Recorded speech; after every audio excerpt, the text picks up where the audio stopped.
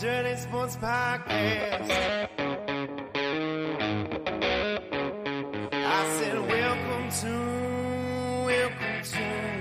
the Dirty Sports Podcast with Andy, Ruther, and Praino. Welcome to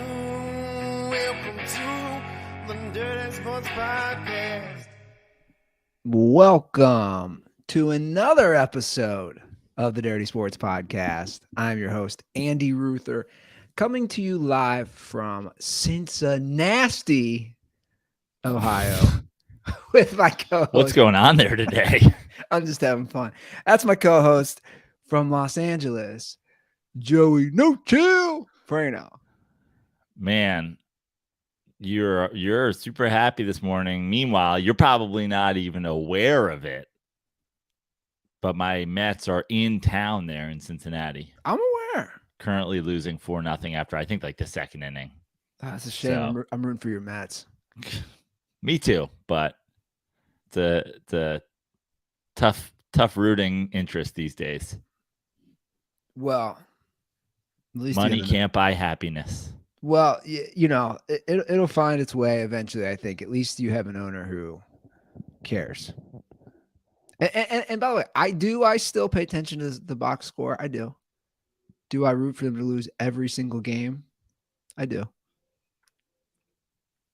I love that this has turned into slam poetry. I do. What is slam poetry? What does that mean? I think it's just like poetry with some sort of like a rhythmic beat to it, maybe. But like, it wasn't slamming hands on the table. I don't know. Like they had that Def Poetry Jam, which was a spin-off Def Comedy Jam, like that. Right. Yeah. Sure.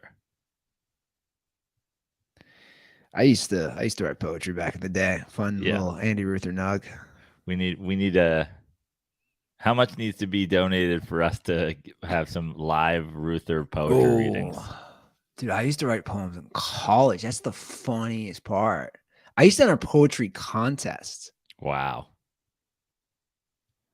I'm actually cringing thinking about. Not like the thought of reading. Oh, I might be so embarrassed. Oh my God. The thought of reading some of those. That actually might be. I don't get embarrassed too easily. Taco Bell, Taco Hell, Taco Smell. The smell that comes out when you take the tacos to the toilet. But it wasn't even like that. It was like chalupa, no hoopla. It was like poems that I think I was all deep, or I'd be taking my English lit class and I'd have that hangover and be like, oh, I'm just going to go out in nature and write a poem.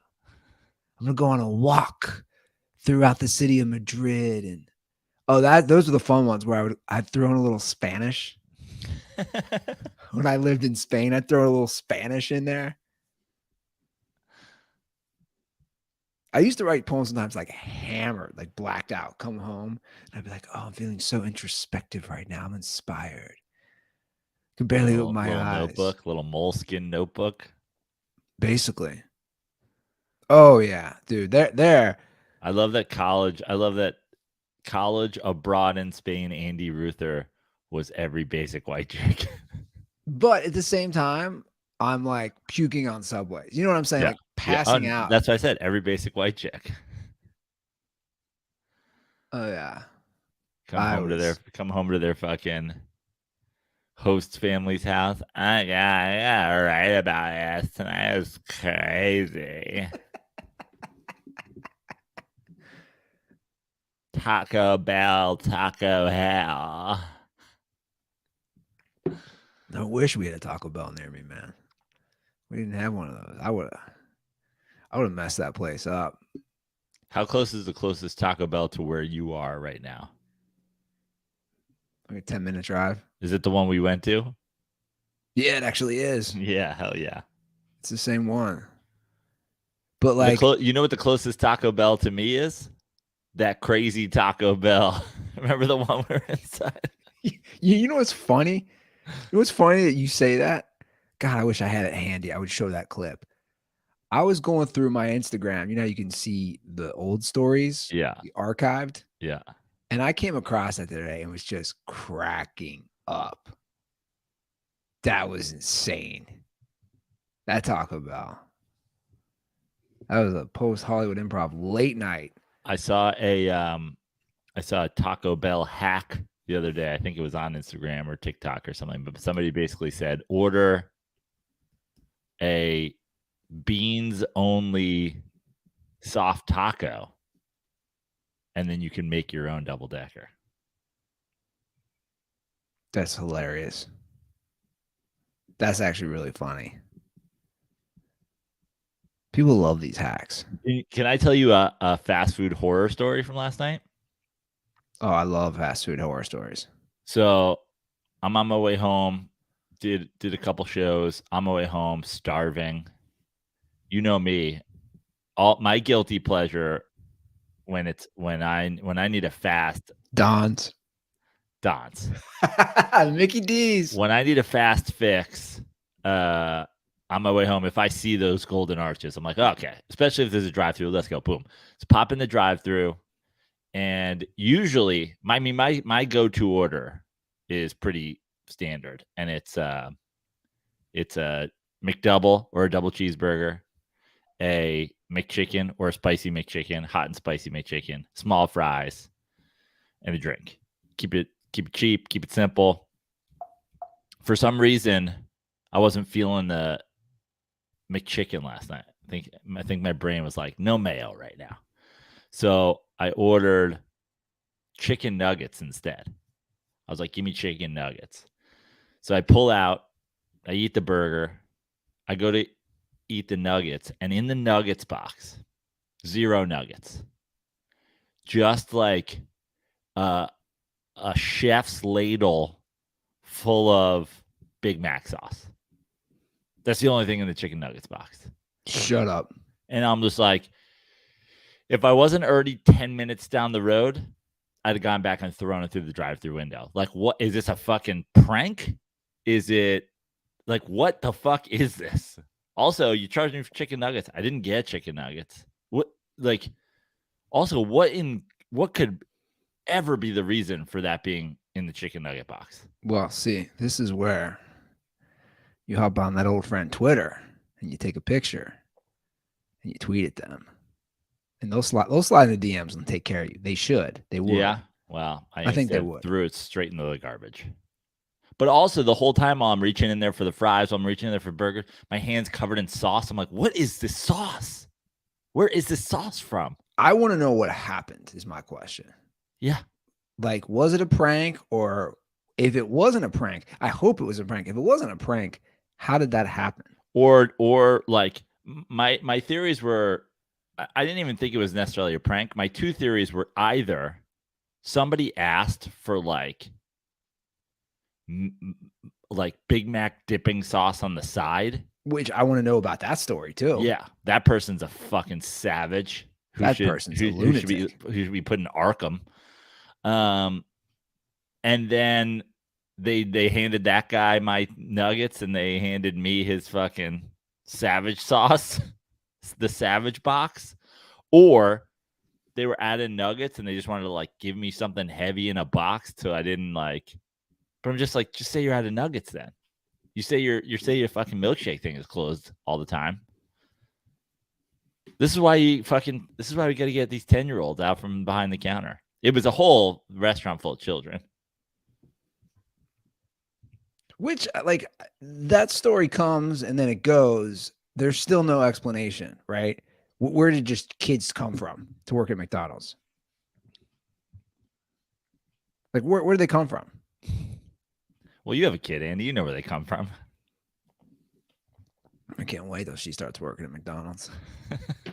Earn your keep there, little girl. Earn your keep. Dad, I'm home from work. Oh, what'd you bring? Just a 6-piece nuggets box full of sauce. Full of Mac sauce. You're sleeping outside again. Yeah, earn your keep. I talk to her like she understands me. That's probably my problem. No, I think it's great. Really? Yeah. My sister, when I visit my sister, like I'll be sleeping in, I basically sleep in late in New York all the time. My jet lag hack is just like, don't even adjust to the time. Just get up at 10 a.m. in New York and 7 a.m. in LA. But I'll hear my sister just talking to my nephew the whole day. The whole day. Gets up. What are we doing for breakfast? Okay, the whole, and I'm like, just carrying on a full conversation with like a 2-year-old. But that kid, fucking, his vocabulary is ridiculous. He's like a 2,000 word vocabulary. He's speaking Spanish now. Like, it's bananas. So yeah, talk to your kid. Just talk all day. Well, that's already what I do. I've sit her right next to the podcast. I've been talking to Roscoe forever. Just replace it, right? Just like move the dog thing to her. Which, for the record, speaking of him, I am still amazed, and not just him, dogs in general. The fact that like dogs are so protective the minute this thing comes in out of nowhere. It's like, I don't know. I want to know the actual biological or physiological thing that triggers that. It's fascinating to me. Yeah. It's like just something dogs have naturally. Like my girlfriend didn't think because he's old, right? He turned 12 yesterday. Happy belated, Roscoe. But she's like, he's not going to care. And when she cries, he's going to leave the room. He'll be annoyed. It's actually the opposite. When she's really crying, it's like the concerned gets up, will run up to her room. I'm like, no, he's like, right? Like 99% of the dogs do that. And they're just like, yo, I'm here to protect you now.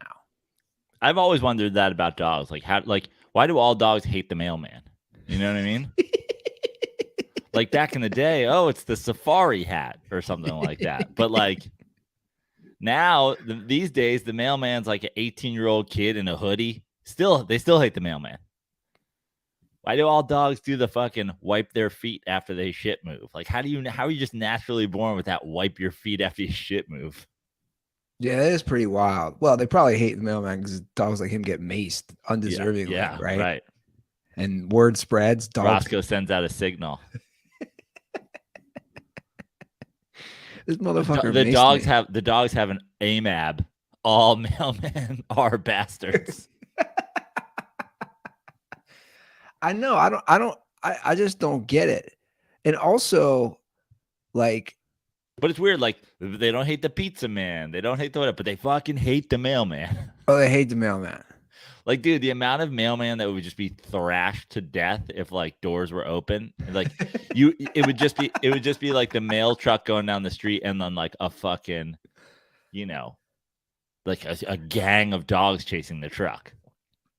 Yeah, it doesn't make any sense. I don't know. I don't know what stampede. It is. I mean, it's like caravan of murderers. Like what? I don't know what it is. But also the same thing, like why, like Vince was this way. He's the same way with like skateboards or bicycles or scooters. Like, what about that? Just I'm gonna fucking kill you. I've been trying to figure that out forever. My best theory on skateboards is that like when they're rolling down the street, like they're emitting a high pitched screech that we can't hear, and these dogs are like, "Fuck these fucking screech machines! Get a little WD-40, you fucking hippie." Yeah, that could be it. You do forget the hearing. I always say the way you should understand this is what I always think with dogs hearing. You're gonna laugh at this, but their hearing is so sensitive. I just think of that scene in Teen Wolf when Michael J. Fox is in the his dad's like shop. Oh yeah, and the guy's got the dog whistle. Like that's how dogs are. Yeah, 24/7. Which I'm gonna segue this in a very just not good segue. Okay. They're freaked out about the best segues are the ones that you say before segueing. You say, "I'm going to do a not good one." I wonder if dogs would be freaked out about basketball players leaving games in wheelchairs after they get concussed. There we go. There you go. A little NBA, little Anthony Davis, Lakers, Warriors action. Yeah, Roscoe jumping up in Anthony Davis's lap like he's a cat and Inspector Gadget just sitting in the wheelchair lap. Like, What's up with basketball players needing wheelchairs when they don't need wheelchairs? I feel like that's a total basketball thing. Yeah. Do we think Anthony Davis also shit his pants? Is that a theory out there? I like it. He got concussed so hard.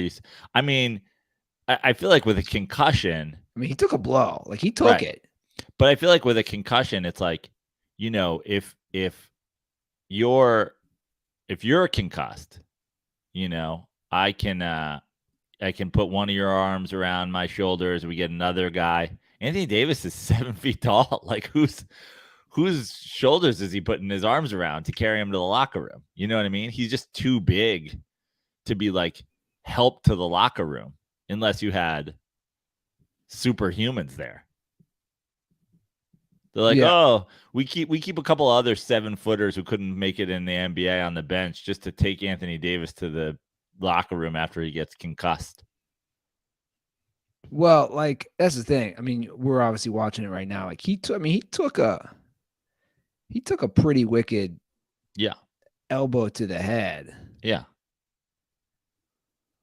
Obviously it didn't matter. Lakers were going to lose that game. But like he's playing next game. Yeah. Obviously Shaq and Charles, I don't know if you saw it, they couldn't stop laughing. I didn't see it. What could they not stop laughing about? They couldn't even do the segment.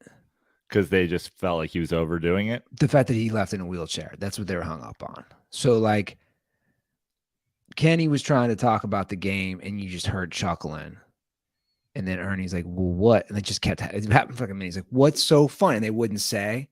And then Chuck's like, Charles, don't make me laugh. And then Charles would laugh.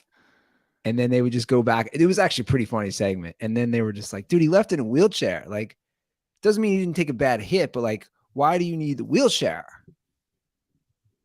And then just, you know how it is. Like, just the whole studio is just in shambles laughing. Yeah, it was hilarious the other day when they were roasting Kenny about the beach picks. That was hilarious. I didn't see that. I heard about it though. Oh, so great. He tried to like pull Shaq in. He's like, "Yeah, I was at F1 with Shaq." Shaq's like, "You went with me? Don't do this, Kenny." That show. I know we talked about like that show has to. Yeah, that show has to keep. We got to keep that show. That show can't go anywhere. I feel like in the off season they should be doing everything. You know what I mean? Like, forget basketball. Like they should be the round table. Like I feel like they should have hosted Trump's town hall last night. Like I want them doing everything. Just keep everybody. Well, they keep it. You tried to overthrow an election. What are we talking about? This is ridiculous. I mean, there's just... You had an insurrection at the Capitol. I mean, that's some Anthony Davis shit. Like, oh, they keep everybody honest, man. No, that's what I'm saying. No bullshit with those three. And then Ernie, and my girlfriend needs to put some respect. She's always like, "Who's the white guy?" I'm like, she doesn't understand the dynamic, and that does bother me because she's new to this, and I'm like. She's like, well, Kenny, I'm like, Kenny is like, he's not playing the comedy like role. Like you can't just say we don't need Kenny and we don't need. I'm like, Ernie keeps the whole thing together. I was like, do you not understand what a host does? Could you imagine if it was just Shaq and Chuck? Like, they'd be like the two guys. They'd be like the fucking Muppets in the balcony. I know exactly. Well, I saw that game happening last night. I mean, not that it's that big of a deal. A lot of people saw. I was like, there's no way the Lakers close that out. But now there's pressure, man. There is. There's pressure on the Lakers. Right now, do you think there's pressure on the Heat? No. See, I'm kind of I don't think there's pressure on the Heat at all, and I really don't think. I mean, I think there's pressure to win the game that you have at home, right? For both of those teams. Because I don't think you want to go, if you're the Lakers, you don't want to go back to San Francisco. And if you're the Heat, you definitely don't want to go back to Madison Square Garden. But at the same time, nothing about the Heat as a franchise with the coach in place and everything tells me that they're the team that's going to lose 3 in a row. And I'm sorry. I know I'm a fucking LeBron James dick rider, but there's nothing about LeBron James that tells me he will lose 3 in a row either. Yeah, but I don't know. It isn't, to me, it's not even about him. It's about Anthony Davis, and it's about playing a team with experience, a team that's already overcome a 3-1 deficit that's played together. Right? Yeah, like, but I mean that's who's on that team besides Steph, Clay, and Draymond that overcame it against. Okay, see, I'm just saying that you got 3 of them. Yeah. 3 of the same 5 starters. You know? I don't know. Like, I just look. Here's what I find interesting. That spread's only 2.5 right now, Lakers. Yeah. Whereas like the spread was much bigger when they came back for LA in the other 2 games, is my point. Yeah. Like, why did it drop so much? Because where the other games it was like 6.5, 7. Yeah. Because that's the way those series go. It does that. You trade back and forth. Oh, blowout, 15-point game, 12-point games, whatever. And I think smartly, they're like, game 6 will probably be a close, good game. And I think it probably will be. Yeah, no. I think it will be too. I think last night was a mostly good game till the latter part of the third and fourth quarter, I felt. You with me? Yeah, I'm with you. I just have a mic issue. Okay. All right. We'll play around with that. But yeah, I think hopefully the Lakers close it out. I'm obviously rooting for the Lakers, and they have they have a home game. And the thing about the Warriors is they've played like shit on the road all year, kind of like the Nuggets. So I hope they close it out. It's funny. You have a mic issue, and then I feel like I just got darker. I just fixed my mic issue, but now your voice is on delay. You're darker. Yeah. But we're here. Is my voice on delay? Now you're back. I don't know. Your Oh, mouth was moving and stuff wasn't coming out. I popped up and it got lighter. Okay. Well, this is what happens, guys. StreamYard's a little too smart for its own good sometimes. They're like, we're going to make some auto adjustments. It's like, dude, I bumped the fucking wire. Don't shut off my mic. I didn't just fall down a hole. Yeah, this is why AI, just saying, they say 2/3 of jobs can be replaced by AI in the next 20 years. Have you seen that meme of Allen Iverson? And it's like, why is he doing this? No. Yeah. I do like Allen Iverson in the new Chase commercial with Kevin Hart and Steph Curry.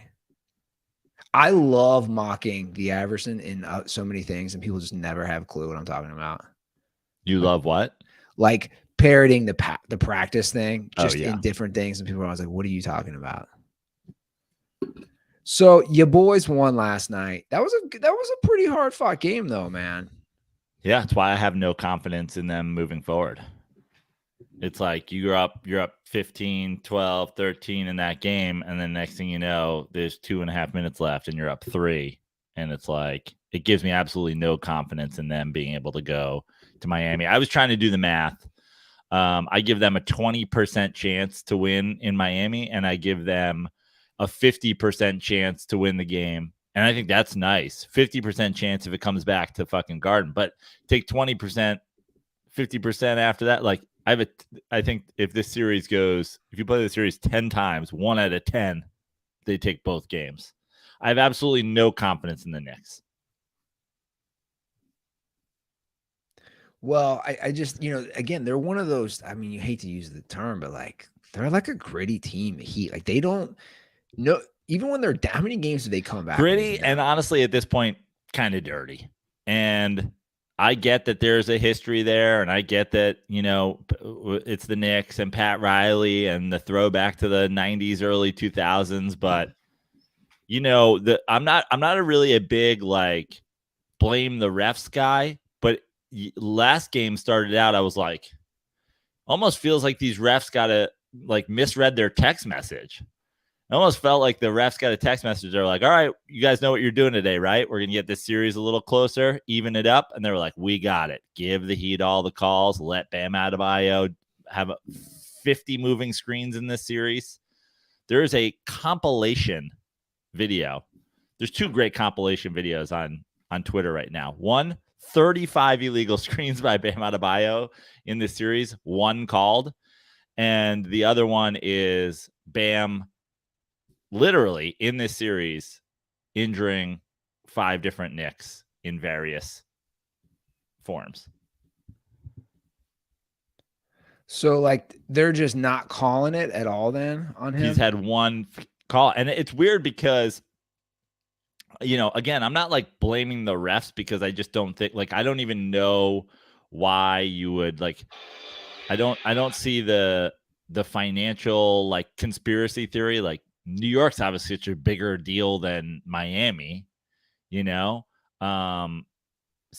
I don't believe this is let Miami win or something like that. But here we are. What is this? This is is this a 35 screen compilation? I mean, look at everyone he's moving. What I think he does really well, he does this like wide base thing. He has his legs super spread so he can just like still slide like 6-8 inches. I mean, that one he's just shoving a guy. Look at how wide he makes his base and then moves. Yeah, that's interesting. You're right. When he makes his legs so wide, but he still moves. He moves every time. Every fucking time. I mean, he's moving into guys. He's moving sideways. That's a compilation of 35 uncalled moving screens. And I wish I was like, listen, like, me, this is not my thing, but like, I've been saying this the last couple of games, but then when you see it as a compilation, you're like, Jesus Christ, how does this happen? Yeah, this is nuts, man. I mean, it's play after play after play. And he, like, honestly, like the strategy, I don't know. I'm assuming this is something that somebody taught him or that he learned on himself, but I really think it's this, like, keeping his legs super wide and then like he can just slide. All he does is like open up his legs another fucking 6 inches. And he's like, but they're still moving screens. What's weird though, is like the Knicks have been getting called for that shit the whole series.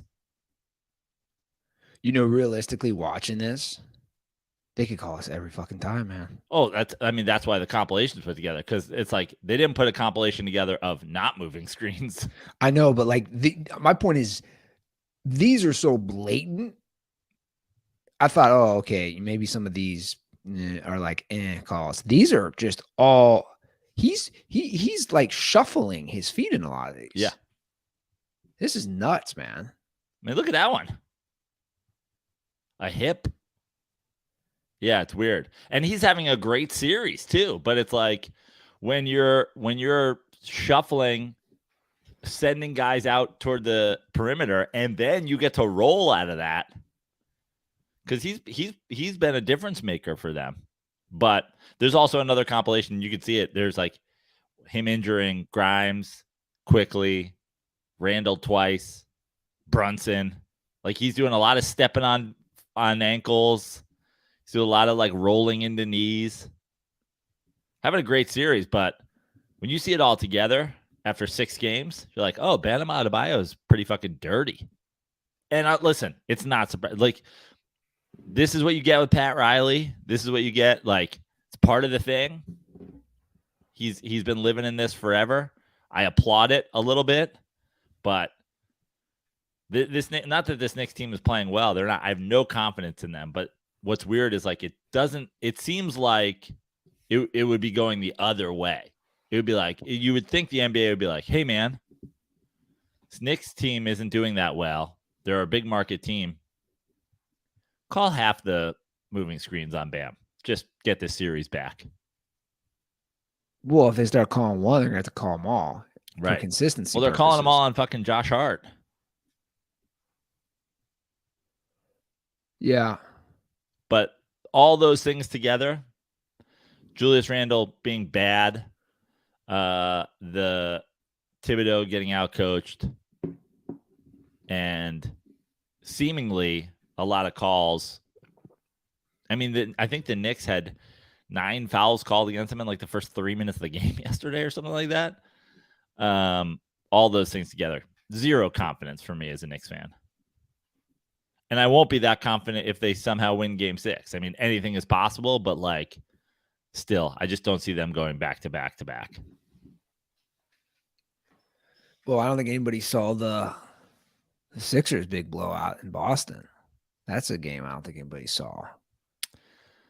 Boston's got a problem, man. Boston's got a problem in this series. Boston's got a problem in, like, they've got a lot of money tied up to these guys, about to be more. I mean, they're going to have to sign Jaylen Brown. Like, let's say they get through this series. Does anybody watching this series, if they somehow come back and win, is there any confidence in them? Like, is there a ton of confidence in them against a Heat team? And then I just think they would get fucking worked by any team left in the West. I think I could say the same for Philly as far as confidence in the finals. In the finals. Yeah. At right now, if Philly were to get through, a lot more confidence in them against the Heat, though, right? For sure. I mean, they have 2 stars that from game to game are both capable of having, like, Boston's not getting that. Boston's not getting standout performances. It's like, this is the time where you come to shine. So I guess people want to know, like, where are you? I'm going to play the call. Like, who is Joe rooting for? Oh, I mean, but is that hold not on. obvious? No, besides the Knicks, but the point is this. I'm just going to play the call. Like, what would you want to see? And then it's also a call for, like, as a sports fan anyway. Hey, boys, it's Brian Heinrich calling in here late the night before the Sixers game, and I got a question for Joe. So, assuming the Knicks don't play them, are you rooting for the 76ers to make it to the finals and then lose so they complete the trifecta of Philadelphia losing championship games this year? I was thinking about it, and I would hate that as a fan more than if all 3 teams just sucked the same year. Like, I'd be sitting there going crazy just thinking about, like, man, I couldn't even get just one of those championships. So yeah, I just wanted to know if the Sixers are the team you're pulling for in the East so they can give Philly fans the ultimate disappointment year. Stay dirty, boys. Okay, so I guess I never thought of that. If the Sixers made it to the finals and lost, and the Sixers, Phillies, and Eagles all would have lost in the final round or championship.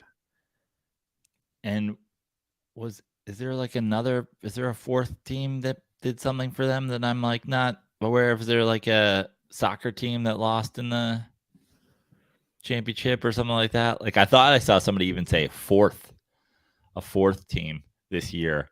Yeah, Rocky lost. He came back for another fight. He was 80 years old. Gonna be no rematch.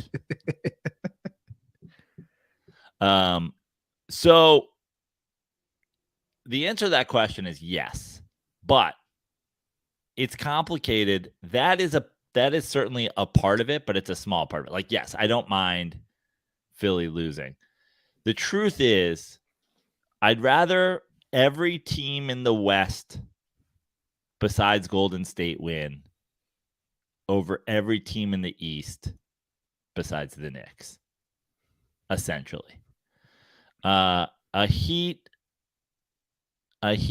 Suns matchup would be a coin flip almost for me, because like the Kevin Durant thing, but and like, you know, as much as like I appreciate this Heat team, and there you go.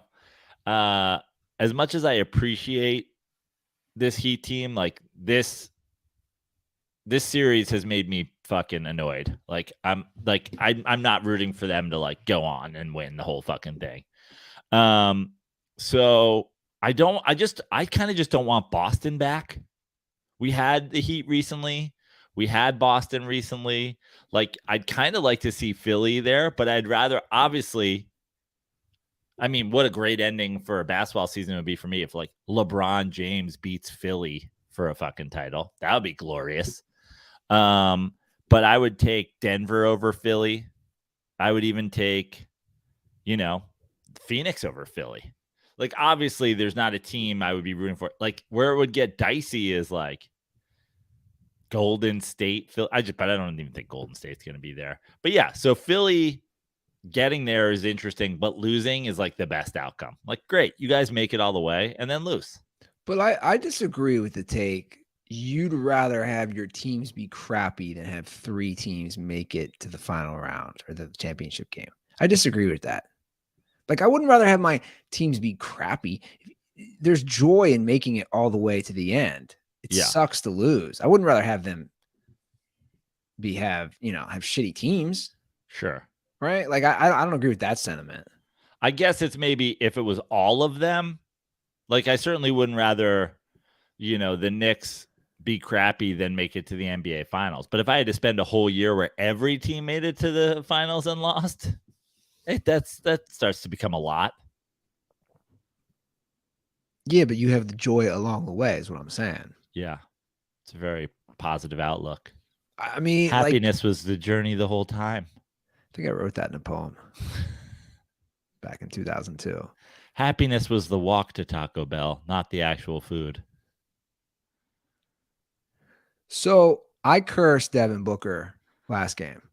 Yeah, you did. I hyped him up so much. We made it the title. Devin Booker's coming out party. And he has worst game in the playoffs. Like, had a terrible game. And the Suns get smoked. So now we're at 3-2. All the series are at 3-2. All the series are at 3-2. All of them. So none of them could be any closer. That's right. But we've got the Knicks going on the road for a game 6. We got the Lakers coming home for a game 6. We got Denver going on the road for a game 6, correct? And then we got Philly at home for a game 6. Yeah. So I saw this tweet. Do you think Philly gets through Boston in a game 6? Do you think it's a 7-game series? Where are you at? 7. I think it's 7. You think it's 7? You think Phoenix, Denver 7? Well, Denver sucks on the road. You would assume a bounce back game from Devin Booker. I would put my money on a game 7. Okay. Knicks Heat, you think it's going 7? No. And Lakers Warriors. This is the one you're really unsure about. Correct. I'm rooting for the Lakers, but I don't know. I just don't know with them, man. They're so hot and cold. What I was saying is I did see, going back to the end of the Lakers Warriors game 5. Or no, I'm sorry, game 4. Game 5 was last night. Right. I saw this tweet from Nick Wright about in the last 25 years. It's the Steph Curry. It's pretty interesting. Did you see this? Yeah. It's a pretty interesting tweet. It's to tie or take the lead. And let me scroll down. To tie or take the lead in the final minute of a playoff game. Yeah, I can maximize this. So to tie or take the lead in the final minute of a playoff game, the last 25 years. Steph Curry is 6 of 25. And then I think there's another thing where it's like the end of the, like, whether it be under 24 seconds or whatever, where he's over. Look, and I'm not trying to like dunk on Steph here, for lack of better term. I love that everybody's like 24, 25, 20, Kobe, 44. I know. Well, I'm telling you, Kobe's 12 for 44. It's atrocious. Again, this is such a telling stat, especially when people talk about the end of games. To tie or take the lead in the last final minute of a playoff game, the most important games of the year, right? Russell Westbrook, 3 of 24. Curry, 6 of 25, like you said.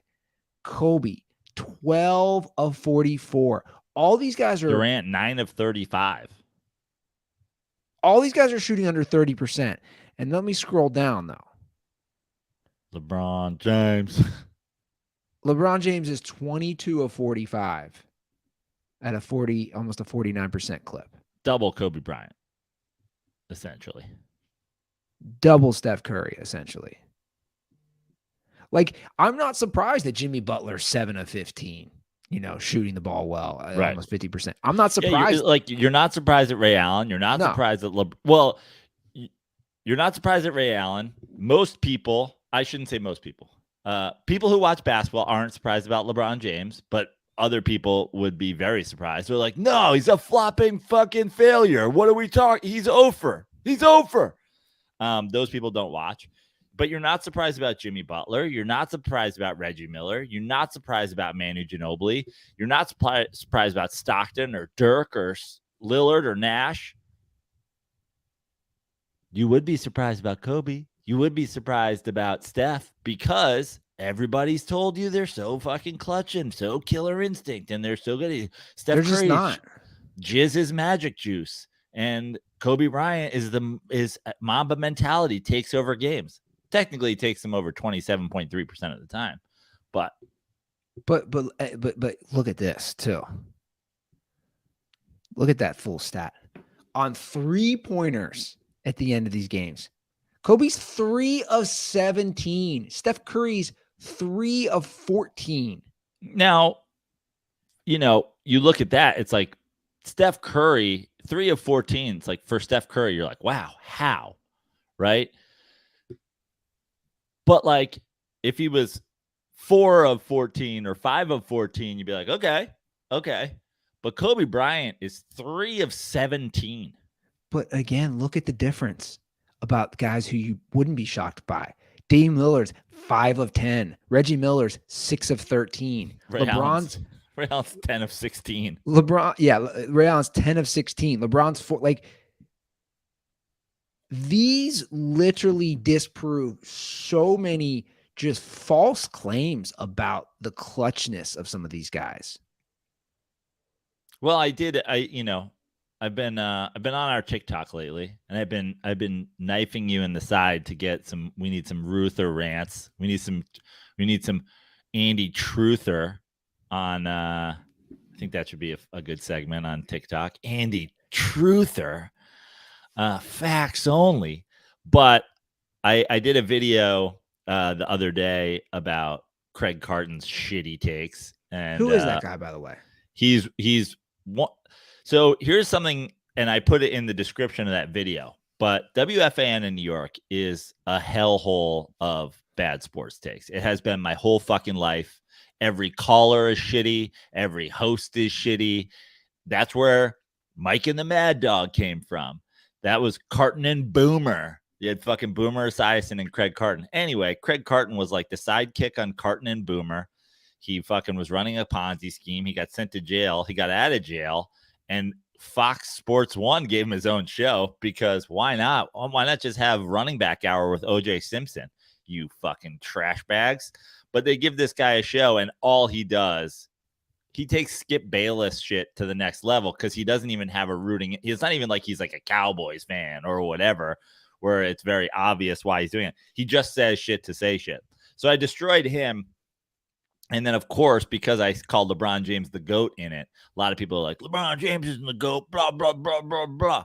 And so I made a follow-up video. And what I said was exactly what's talked about in this. It's like, how come when anybody talks about LeBron James, anybody who wants to be a LeBron James supporter, they talk about statistics.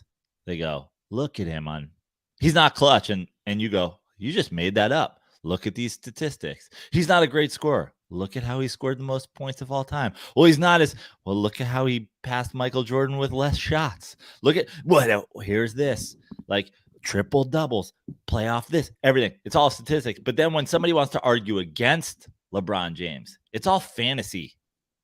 He doesn't have killer instinct. He doesn't have Mamba mentality. Steph Curry, he's clutch. It's like all that. It's the best part about being a LeBron James stan is that all of the evidence is in your favor. And it's the hardest. It's got to be the hardest part about standing anybody else, where you're just like, you got to come into conversations and be prepared to say shit that's just like not even real. Yeah, but the Mamba mentality. Okay, can we stop making like cartoon sayings part of this conversation? Can we stop making Nike propaganda terms? Which again gave his own nickname. The Steph stat is pretty eye-opening. There's another one you got to find. It's like Steph's over. I just like that's shocking to me that Steph's that bad in playoff games when it matters. Yeah. You know, it's just it's not like dissing Steph. It's just saying like he has such a good he's had a great team around him. Now I know Steph's borderline top 10 player of all time. Yeah, for sure. And obviously we both are on record like we have Steph above Kobe. Oh, that's not even a question. As far as all-time players, it's just I don't know. Again, this is a telling stat because if you took this same stat and you put it in the NFL, for example, and you did final drives in the playoffs or game-winning drives for right, that's the same. That's the comparable stat for a quarterback, and people jack off to that shit. Right in the NFL, they're look at all the come from behind wins or playoff wins on the road. And they should. Those are tough to get. And this is the same thing, in my opinion. It's the same exact thing. Shots in the playoffs to take the lead in the final 50 seconds. Steph Curry, 0 for 14.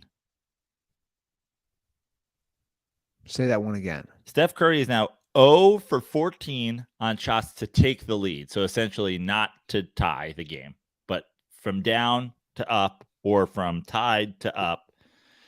0 for 14 to take the lead in the final 50 seconds of playoff games. And that's a pretty good, that's a pretty good sample size. 14. It's not like it's 5. Yeah. Interesting. And to me, like, that's where you elevate. That's when you go next level as far as all-time players. Because he is an all-time player. But if you want to go to that upper echelon, you're hitting shots at the most difficult time during the playoffs. And James Harden's done it twice this series. Yeah. I know. No one thinks James Harden is Steph Curry. Okay? But James Harden is an MVP. James Harden is quickly climbing the all-time threes list. James Harden had a run of a couple years where his scoring output was bananas. James Harden is a Hall of Famer. And James Harden has those shots. But people act like Steph Curry is leagues better than James Harden. Yeah. Speaking of that, we got a call about their former teammate. I'll be curious what you have to say about this. This is regarding it's Kevin Durant shade and the amount of Hall of Famers he has played with and kind of, I don't know, taking digs at his career. Hey, Dirty Sports. I was just thinking about it, and has any player in NBA history had better teammates than Kevin Durant? Like, when you look at it, he has played with pretty much 7 to 8 future Hall of Famers. So, fucking pussy. Condoms are for ticket fees on online ticket apps and Kevin Durant. So, you said 7 to 8 Hall of Famers. Who am I missing here? I'm saying lock Hall of Famers that Kevin Durant's played with: Steph Curry, Chris Paul, James Harden, Russell Westbrook.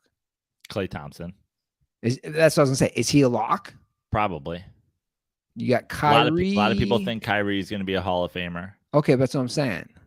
Devin Booker, probably. That's what I was gonna say. Devin Booker. Yeah. Draymond. Probably not a Hall of Famer, but with his defense, I'm saying like.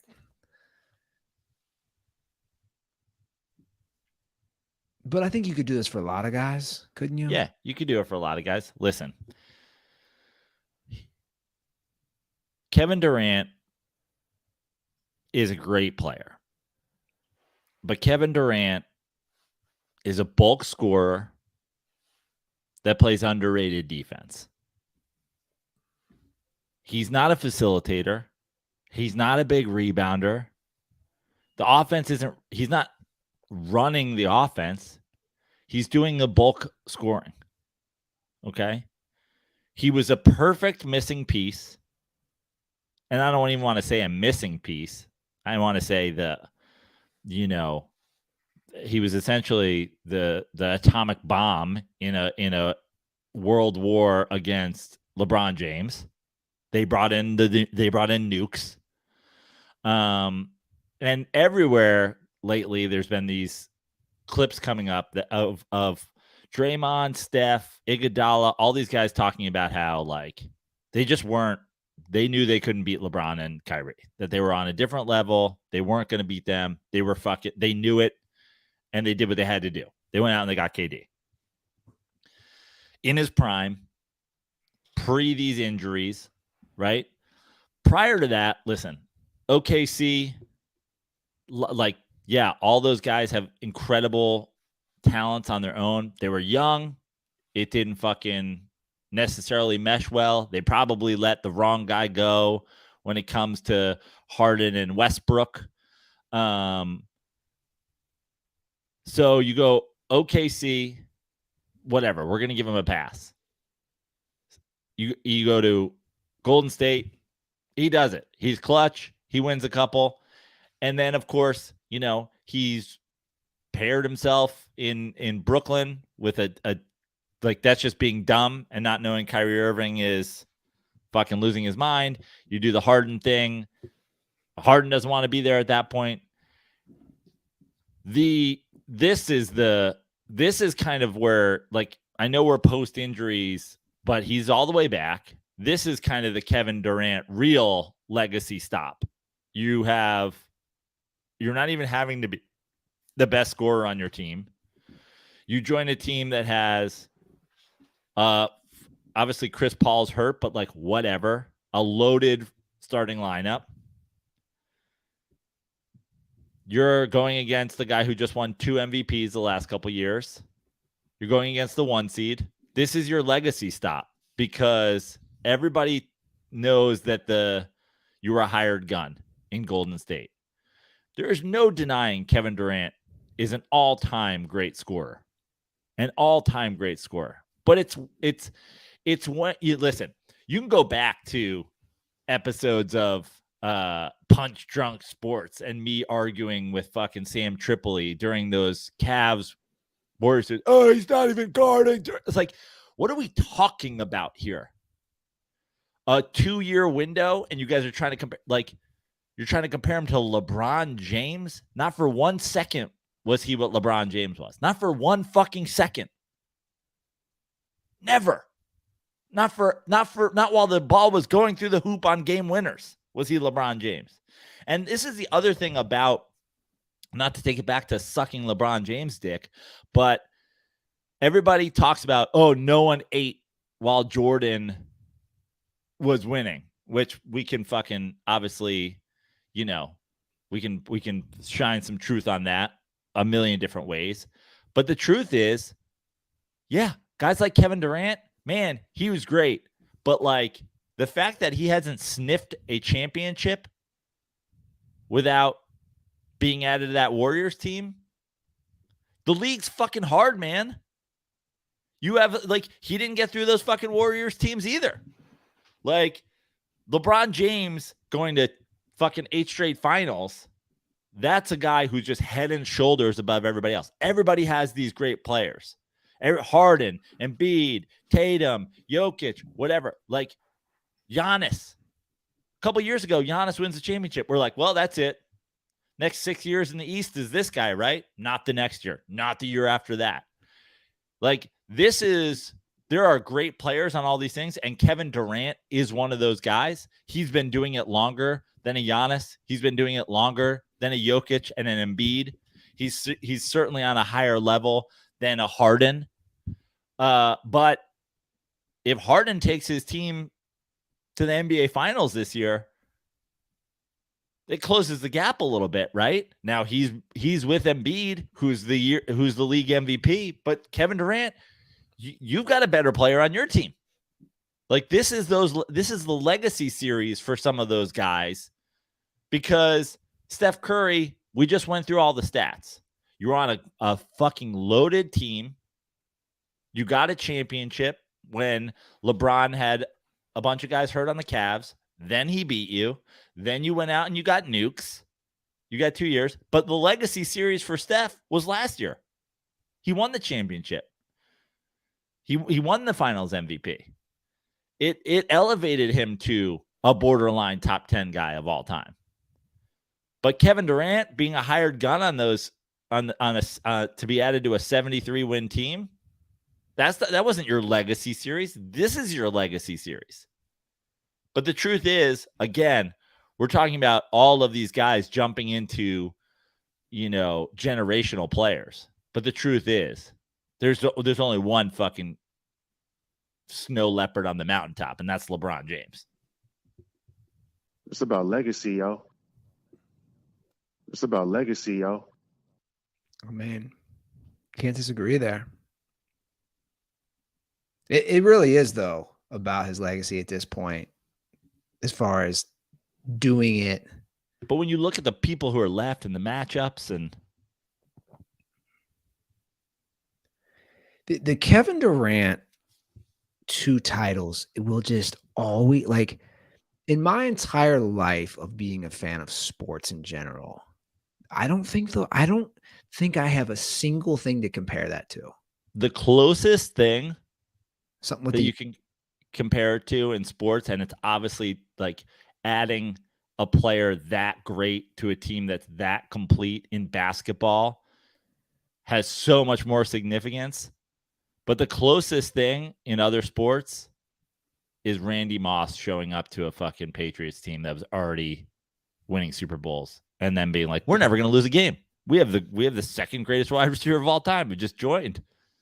And then, of course, they lost one, which I'm just trying to think if there's any for the rest of my life. Yeah, if there's anybody who joined the Yankees when they were same thing, when you're like, dude, because I always used to feel that way. Oh, they're adding A-Rod, they're adding Giambi, they're you name it, Teixeira. It's like they just keep adding when but they weren't that Warriors team. That's the truth. Like this, that's Warriors the thing in basketball. It's just, dude, adding an all-timer to a starting 5 that just won 73 games the year before. You won 73 games and you swap out Harrison Barnes for fucking Kevin Durant. It's unreal. It will forever be unreal. It'll forever be like, the criticism of LeBron of like, oh, he had to form super teams, like all that to win, blah, blah. Like Kevin Durant will literally never escape that. No, like, people bend that truth to shit on LeBron James, but like that is what Kevin Durant did. Yeah, that is what Steph and Clay and all those guys did too, and in needing him. And I'm actually glad that these clips are coming out now of everybody, because everybody's got a podcast now, especially if you once played in the NBA. You're like, welcome to fucking Down on the Blocks with blah blah blah.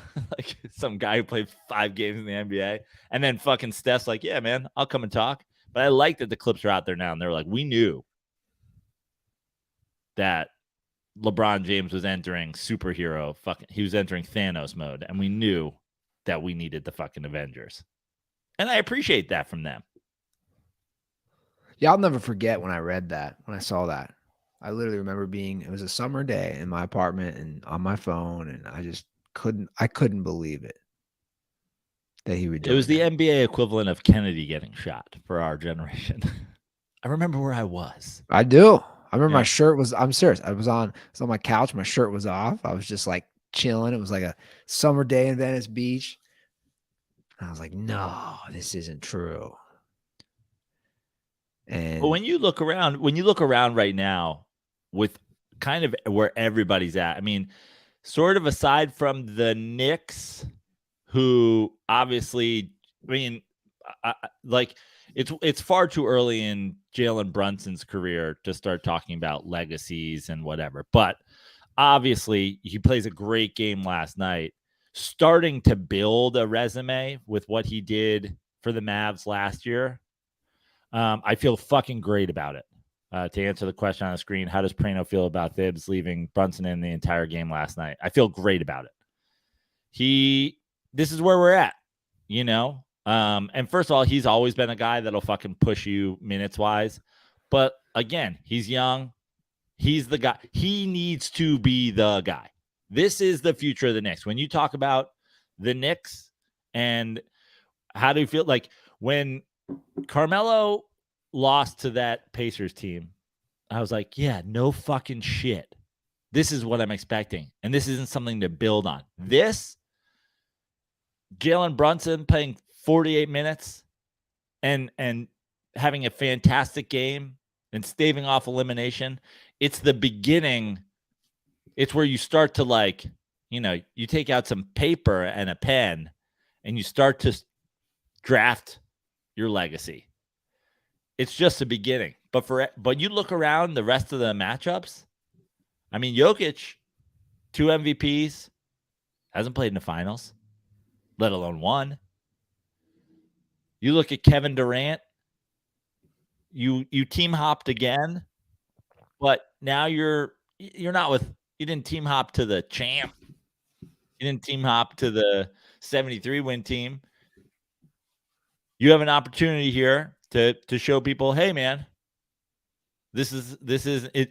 It's not, I'm not just a hired gun on the best team ever. Like, I'm also, you add me to your team, you're a contender, which we all knew, but let's see if you can get to the finals. Embiid, MVP.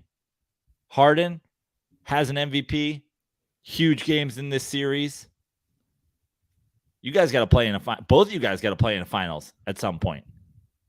Embiid's still pretty young comparatively to some of these other guys. Boston, you were just there, right? Do you own the weak East for all those years? LeBron James was one of the weak East. All these teams, like, all right, so go back to the NBA Finals, right? Jimmy Butler, I would say Jimmy Butler, in terms of a legacy, the beginning of even putting one down was going to the NBA Finals in the bubble. Now we have these crazy playoff performances, and it's becoming a thing. Playoff Jimmy. Go to the finals again. Yeah, he's really adding to his legacy, I think. I mean, especially if they go to another finals, like he's really making a name for himself as far as, especially with them having guys out. Yeah, no, for sure. You know, Bam Adebayo, maybe all-time greatest illegal screener in NBA history. Draymond Green's like, come for that title. I'll see you in the finals. You know, all this discussion about legacy and history, it makes me think about the legacy of the best light beer ever created, Miller Lite. Miller Lite is Bill Russell's championship resume with Michael Jordan's killer instinct, with LeBron James' ability to facilitate and put teams on his back. It's Russell Jordan, LeBron, if you could boil them down and put them in one 12-ounce can or bottle or 16-ounce draft.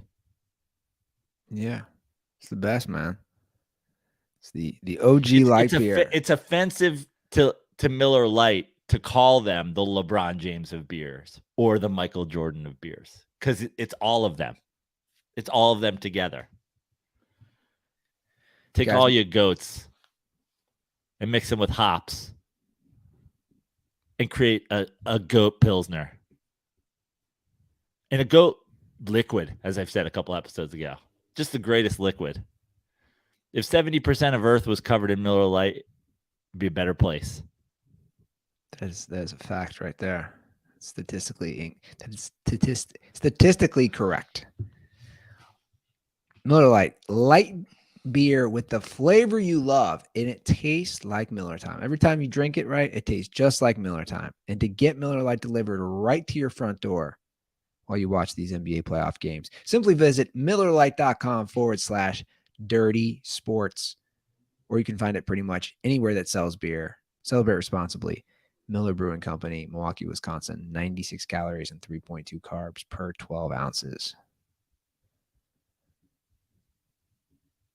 So we'll be wrapping up those NBA playoffs as far as these series this weekend. But we got NFL going on today. I want to make a joke about or just poke fun at this schedule release thing. It's so dumb. What are we doing? Oh, seriously. Shut up. What time does the schedule get released? It's prime time tonight? Like, I'm the Mr. NFL, but like 8 o'clock on the NFL Network. Like, we're turning this into a holiday, a schedule. The NFL's marketing is absolutely genius. They should be teaching courses to people everywhere. Listen, they're marketing and PR. And they're leaking things. The schedule release, prime time on a Thursday. I don't hate it. A week after that. Is this a week after the draft or 2 weeks after the draft? 2 weeks, I guess. 2 weeks. I don't hate that. But we're going to do the prime time leaks, and we're going to do the London leaks, and we're going to do the Christmas leaks, and we're going to do, stop. Just give me all the games at once. And people go nuts. People go nuts. I'm going to go nuts. I've got, you immediately start thinking travel plans. I mean, Giants are in Vegas this year. It's going to have to be booking a trip around that, maybe booking shows at the Comedy Cellar, like the ones I have at the end of this month in Vegas. That's May 29th to June 4th, I believe.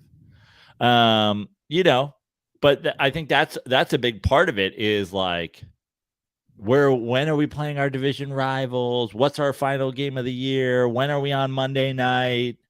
Where's the game that I'm going to go to on the road or at home or whatever? Like, for a lot of people, going to multiple NFL games it's a lot. I mean, I honestly, for the Giants, I'd say on average, I go to 1 to 2 games a year. Well, the opening game will be the Detroit Lions and Kansas City Chiefs. That's interesting.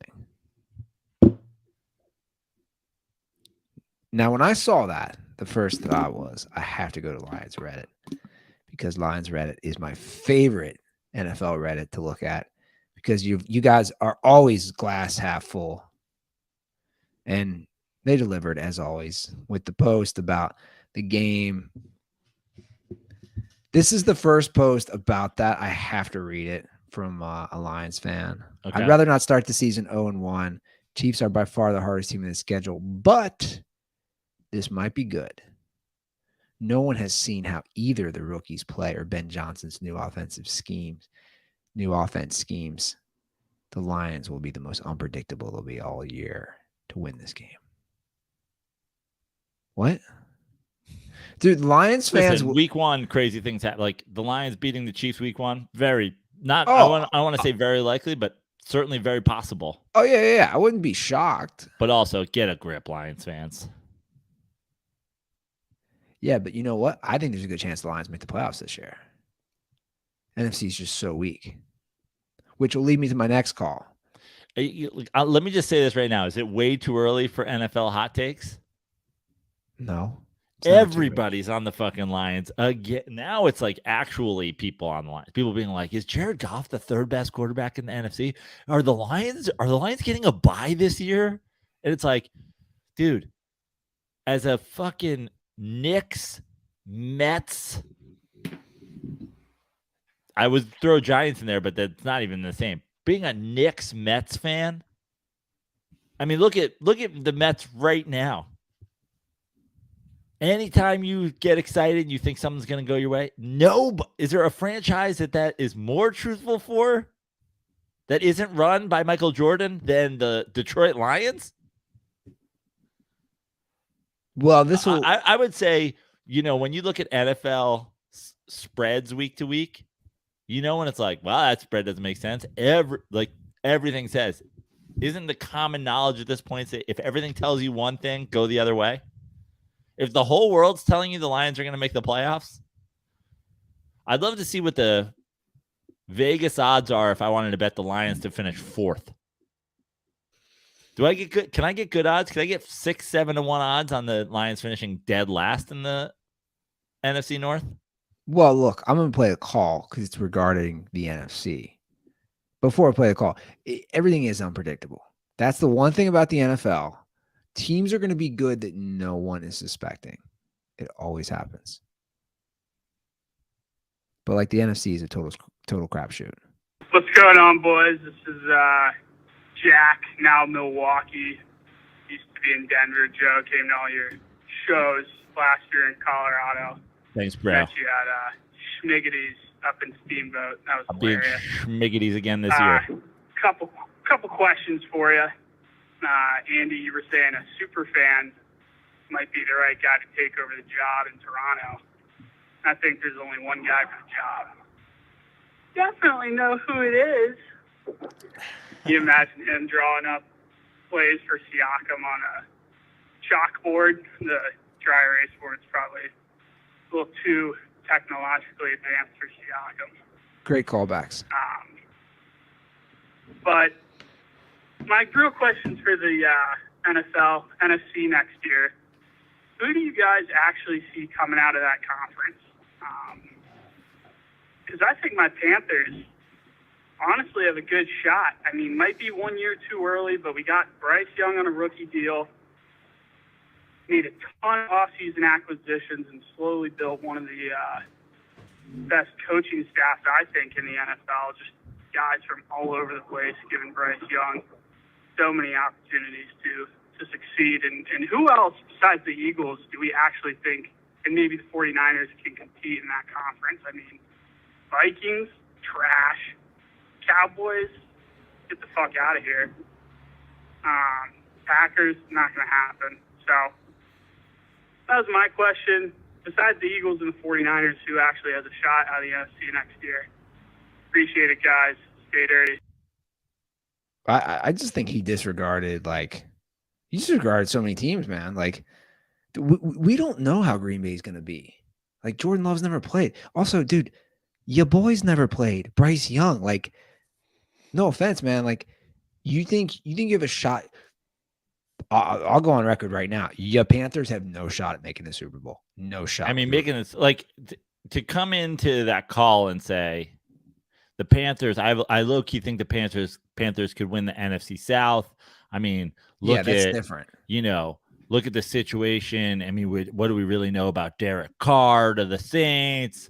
Which, by the way, like, could Derek Carr to the Saints be fucking great? I don't know. Like, I'm not counting on them going to the Super Bowl, but the Falcons don't have a quarterback. Tampa Bay, okay. Listen. You could sell me. You could sell me Panthers winning the NFC South stock. The 49ers would rape you in a playoff game. And honestly, the 49ers, like, if I had to pick a team to come out of the NFC, it's like, I'm going to take the team that I thought could have beat the Eagles last year if they had their third stringer healthy for the game. So, yeah, I'm going to take the 49ers in the way too early NFC prediction. Yeah, and also, again, like, you don't know how things are going to play out. You don't know. the Giants had a playoff win. They're only getting better. Now, obviously, there's questions with Saquon and things like that. But like, and that's the thing. I appreciate it, Andy, because I couldn't say it.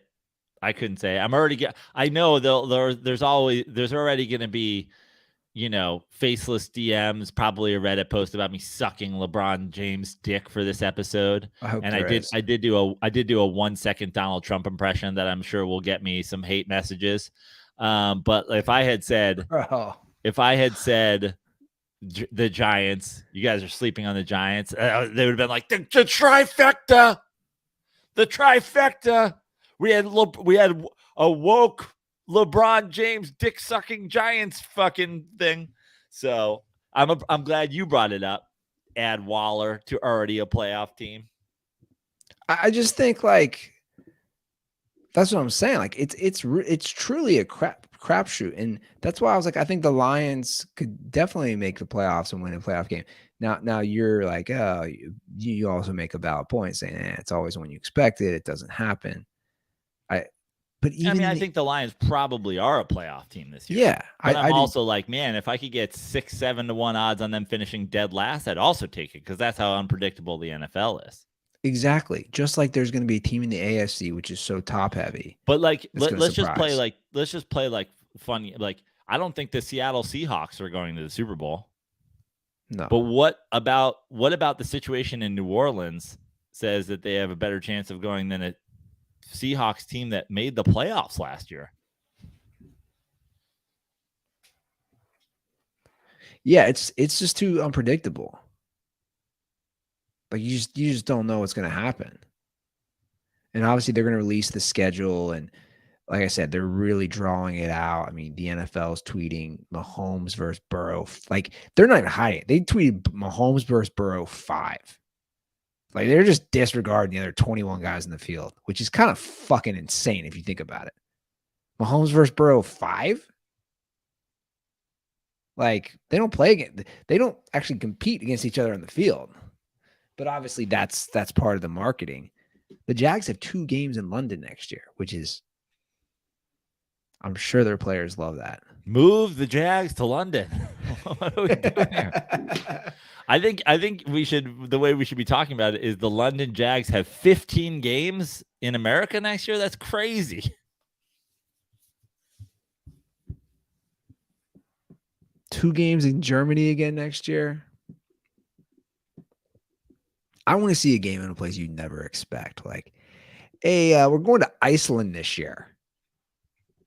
We're going to play the Ice Bowl. And I don't know what. Like, I don't know. I don't even know where Iceland. If you told me find Iceland on a map, I'd be like, I have no clue. Come on. Of course you do. Where is it? It's in the North Atlantic. It's like up, east of the uppermost part of Canada and west of the fucking Scandinavians. It's up in the fucking... It's southeast of Greenland. Yeah. Well, I assumed you didn't know where Greenland was. You didn't know where Iceland was. I didn't realize it was that close to... Dude, I had no clue. This is amazing. That'd be a fun place to have a football game, right? Do a game in Iceland. I don't know. But like, I mean, look, I'm not tuning in tonight, is my point. Like, people get so turned. The NFL's magically turned everything into a holiday, and oh, here we go. I like this for my Iceland idea. Bjork singing the national anthem. Yeah. Oh, I forgot. What are Iceland people called? Icelandic. Is that what they're called? Yeah. That's a good little comment right there. Haven't heard Bjork's name in a while. Anyway, Joe, NBA playoffs are tonight. I'm not going to be watching the NFL thing. Now, wow. Andy, this NBA playoffs has got Andy Ruther turned. Well, no, I can read the paper the next day. Right. And by paper, I mean, ESPN.com. It's a paper. I just love you waiting for Roscoe to bring you drag the paper up the fucking sidewalk after attacking the mailman so that you can find out what the NFL schedule is. The old woman across the street from me, she gets the paper delivered. And it's just like, I'm fascinated by that. I'm fascinated, like in 2023, that she has a paper. Like, how many people you think get the local Cincinnati Enquirer at this point delivered? Daily? Yeah. Like, you think it's 1,000 in the city? Oh, yeah. You think it's 1,000? Yeah. How many people, what's greater Cincinnati's population? Like 2 million. All right. So I'm going to say like 8,000.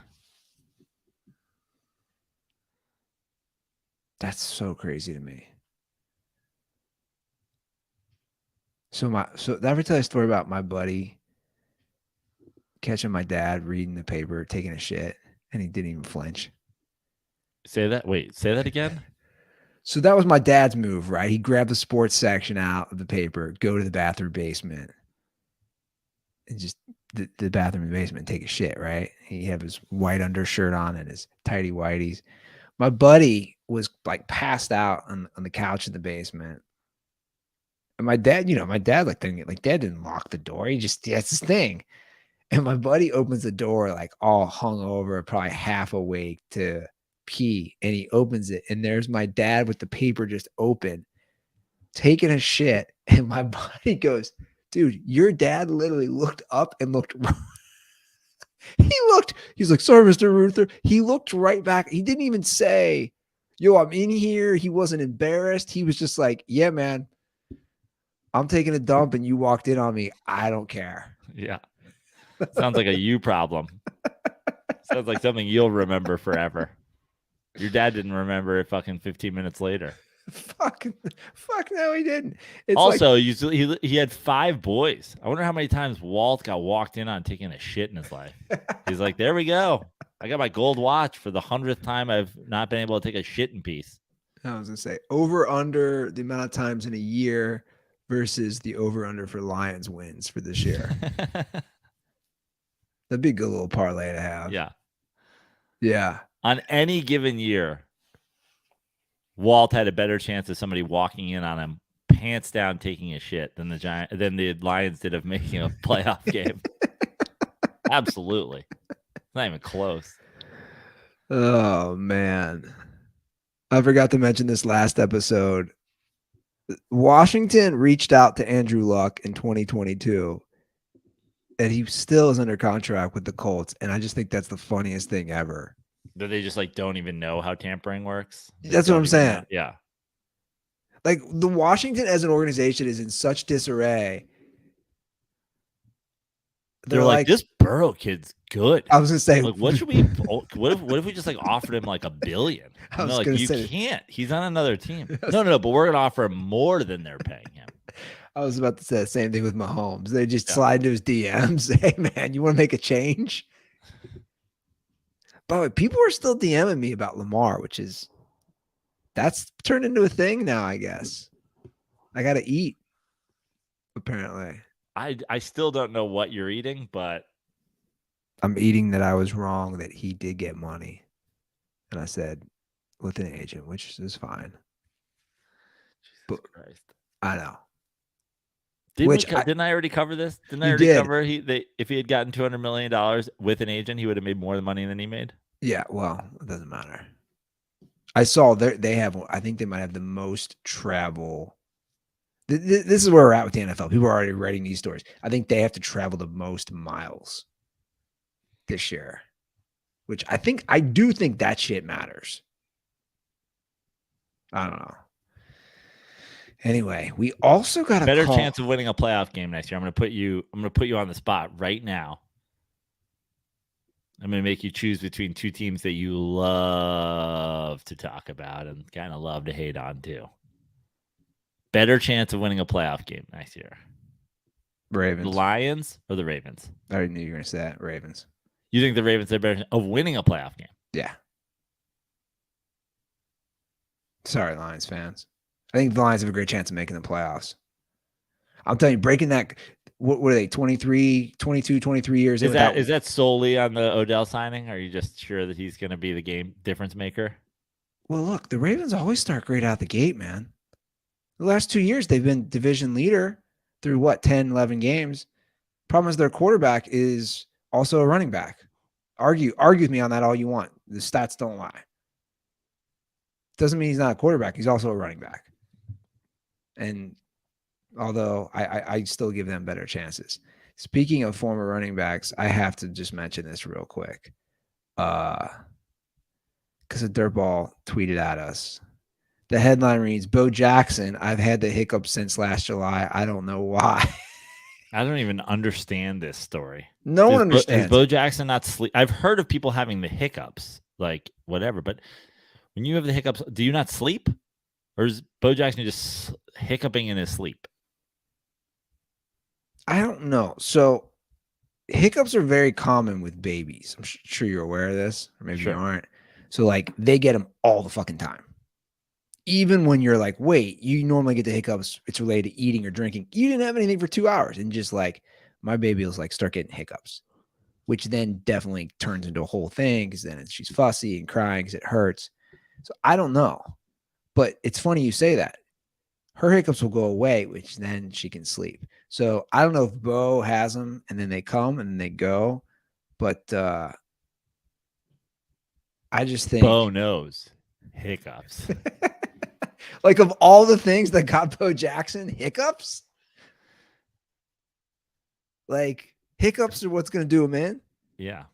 If a word starts with H-I, Bo's going to have a problem with it. Hiccups, hips, hysterectomies. I'm trying to relate the H-I to his injury with the Bengals.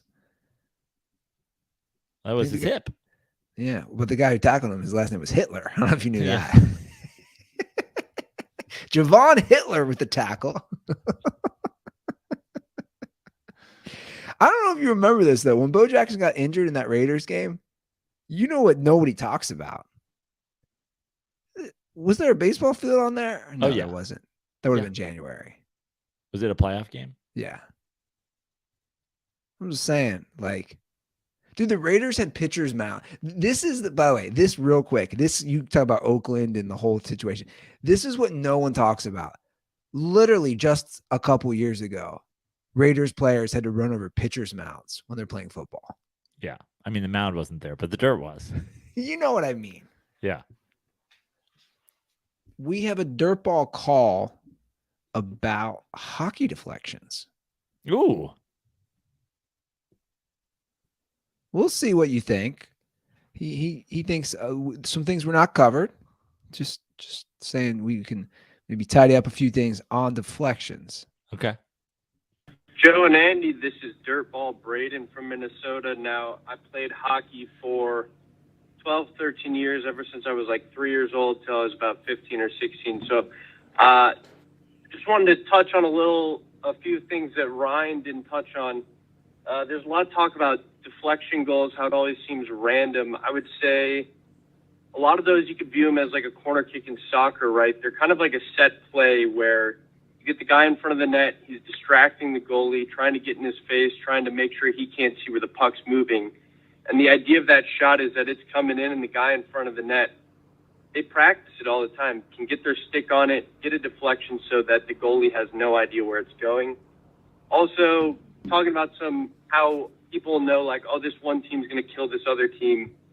A lot of it is kind of like how they formate and how they play their game.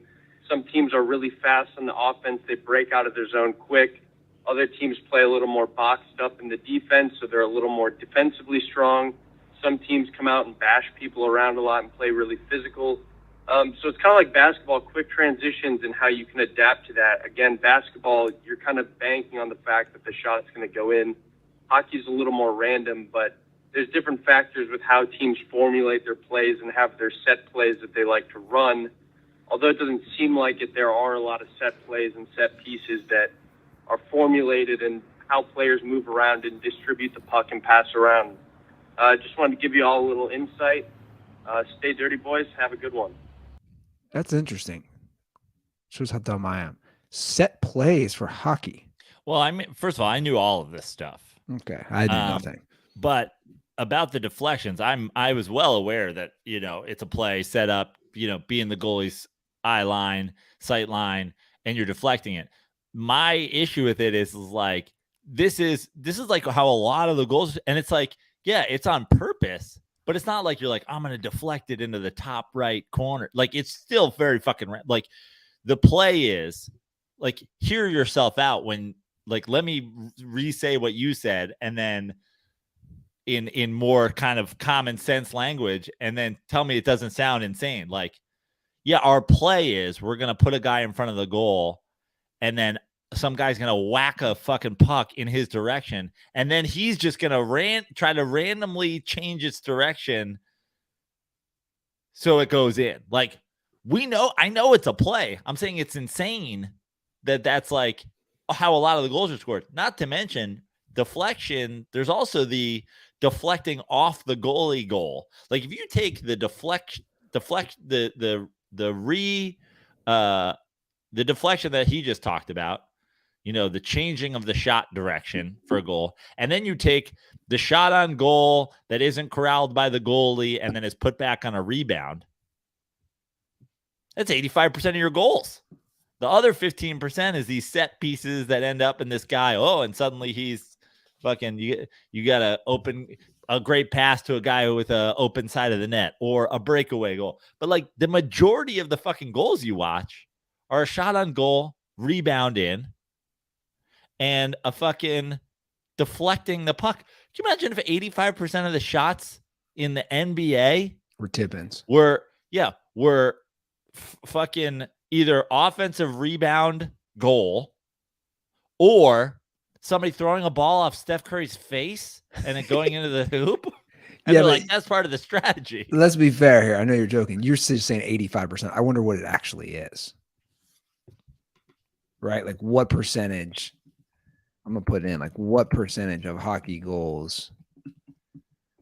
Somebody in the comments tell me, like, what percentage of hockey goals are like puck off stick, past goalie cleanly?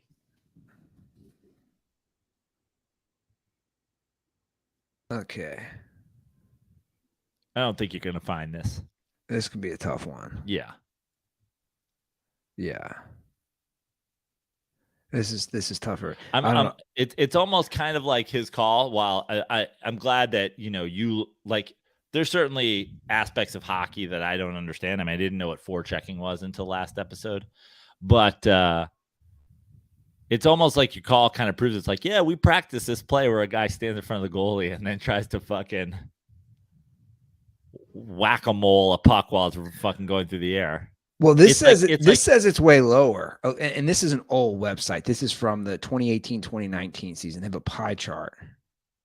51.8% are wrist shot, 15.2% are snapshot, slap shot 9.9%, backhand, tip in 9.5%. They only list deflection at 3.3%. But I don't know how that's calculated. Because if it's a slap shot and then it's deflected, what do you count as? As you count as a slap shot or a deflection?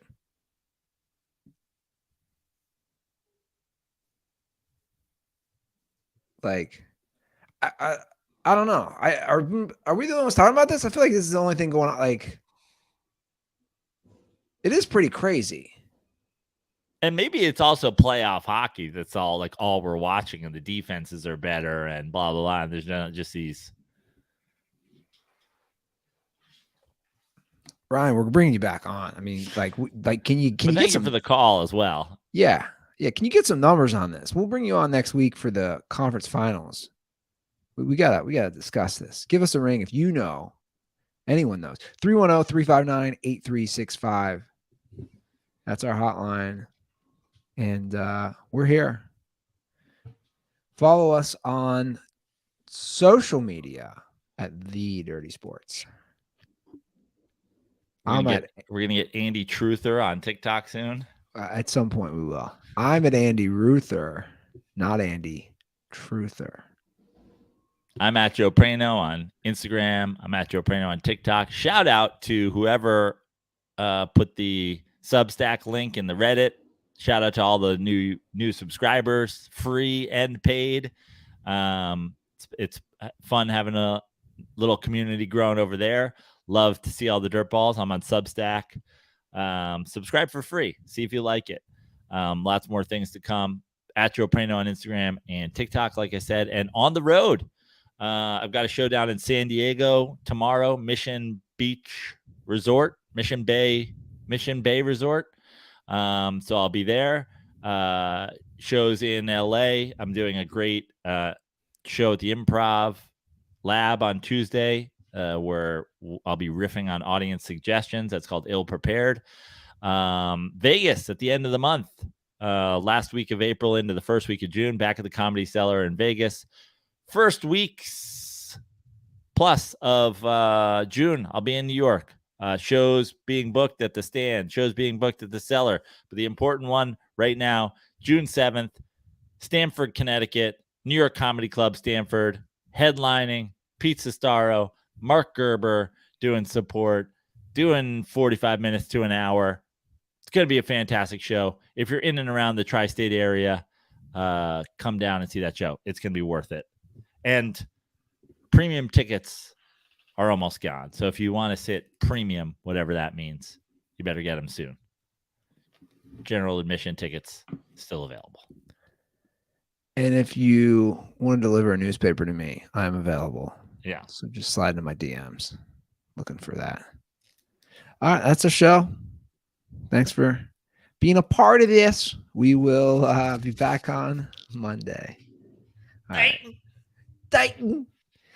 All right, guys, have a great weekend. Then, as always, stay dirty.